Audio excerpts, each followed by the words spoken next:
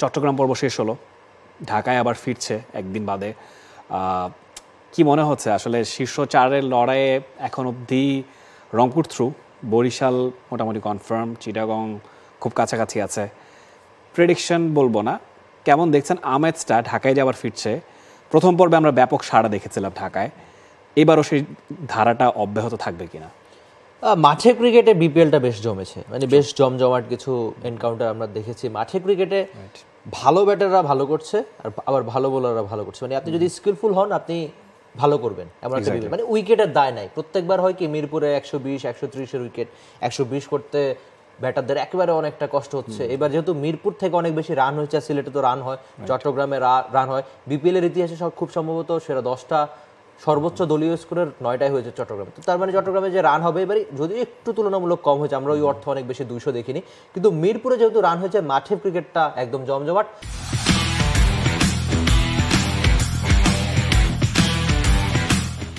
তবে আমরা একটু পয়েন্ট টেবিলটা যদি দেখে নেই তাহলে আমরা বুঝতে পারবো যে বিপিএল এর অবস্থানটা এখন কি, বা কোন দলের অবস্থান এখন কোথায়। আমরা পয়েন্ট টেবিলটা দেখতে পাচ্ছি, সেখানে রংপুর রাইডার্স একটা মাত্র ম্যাচ হেরেছে, যেটা সবশেষ ম্যাচ, তাদের পয়েন্ট 16।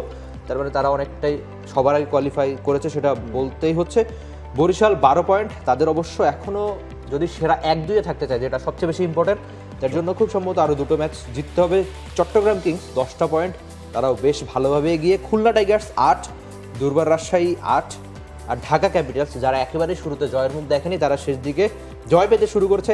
এই জন্য লড়াইটা অন্তত 3-4-এর জন্য লড়াইটা বেশ জমেছে রাফি বলতে হয়। তবে সিলেটের ফ্যানদের মন খারাপ হতে পারে, কারণ কাগজে কলমে সামান্য একটু সম্ভাবনা টিকে থাকলো, আদৌ তাদের ওই সম্ভাবনাটা নেই।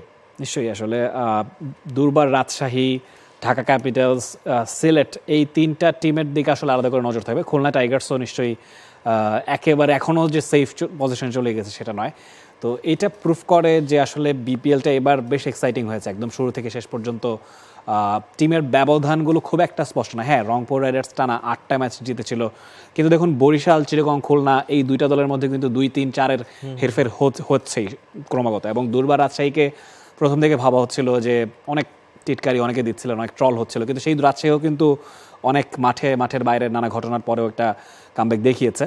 তো এটা বলা বাহুল্য যে এবারের বিপিএলটা অন্য যে কোনো বিপিএলের চেয়ে অনেকখানি আলাদা, এবং এই যে একটা পরিবর্তনের ধারা, যেটা কিনা এই বিপিএল শুরুর আগে মনে হয় সবচেয়ে টকড অ্যাবাউট বিপিএল বোধহয় এটা ছিল, যে ইন টার্ম অফ চেঞ্জেস, যেটা অনেক রকমের এডিশন আমরা মাঠের বাইরেও দেখেছি, মাঠে দেখেছি।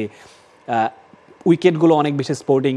আপনি বলছিলেন যে ঢাকায় অনেক বেশি রান হওয়া, টি-20 যত যাই বলেন না কেন রানের খেলা, তো এই রানটাই আসলে আমাদের বিপিএল একটা অভাব হয়েছিল গেল কয়েক সিজনে। সেই পরিবর্তনটা এসেছে, ইট ওয়াজ ইম্পর্টেন্ট, কারণ আমরা হোম অফ ক্রিকেট বলি মিরপুরকে, কিন্তু মিরপুরেই যদি রান না হয় তাহলে কোথায় আসলে পরীক্ষাটা দিব, কোথায় আমরা, আমাদের পরীক্ষার মঞ্চটা আরেকটু স্ট্রং হওয়া জরুরি, সেটা হয়েছে।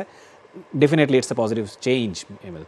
পুরো দেশই তো বদলে গেছে, সেখানে বিপিএল তো বদলে যেতে হতোই। তো আমার মনে হচ্ছে রংপুর এবারে বিপিএল খুব ভালো ক্রিকেটটা খেলছে, যেটা আদতে তাদের জন্য সবচেয়ে বেশি প্রাপ্তির ছিল, যে জিএসএলটা জিতে এসে দারুণ ক্রিকেটটা খেলছে।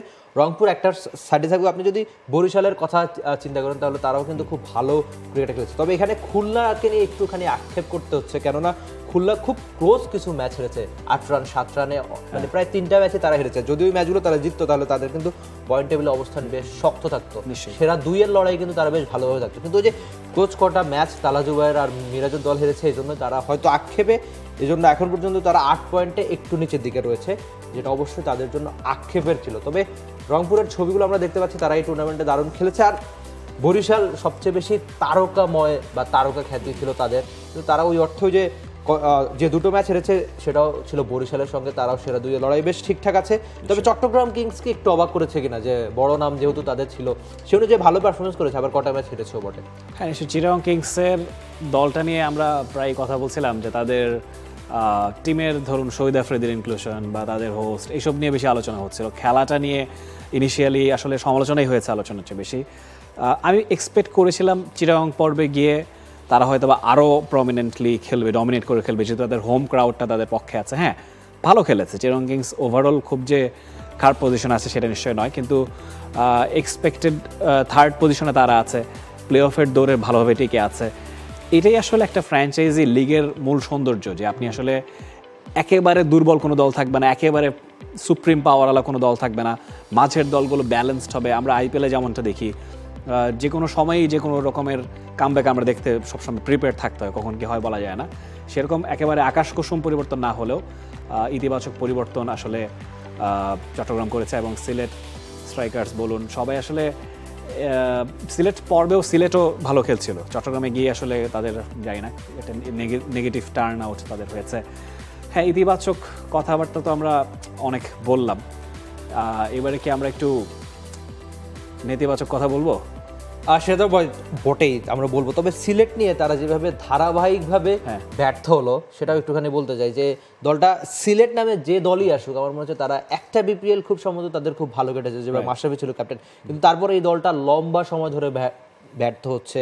আমরা মানে সিলেট স্ট্রাইকার্স ইনফ্যাক্ট এই বিপিএল এর শুরু থেকে তারা ব্যর্থ, তারা যে কেন নিজেদের ওই পথ বা উইনিং ট্র্যাক খুঁজে পাচ্ছে না সেটা। বাংলাদেশ প্রিমিয়ার লিগ 2025, 7টি দলের জমজমাট লড়াইয়ে মাতবে পুরো দেশ। দেখতে চোখ রাখুন টি স্পোর্টস নেটওয়ার্কে। For more updates, subscribe to our YouTube channel and click on the bell icon. Follow us on Facebook and Instagram. Download T-Sports app to enjoy exciting games and highlights. Visit tsports.com.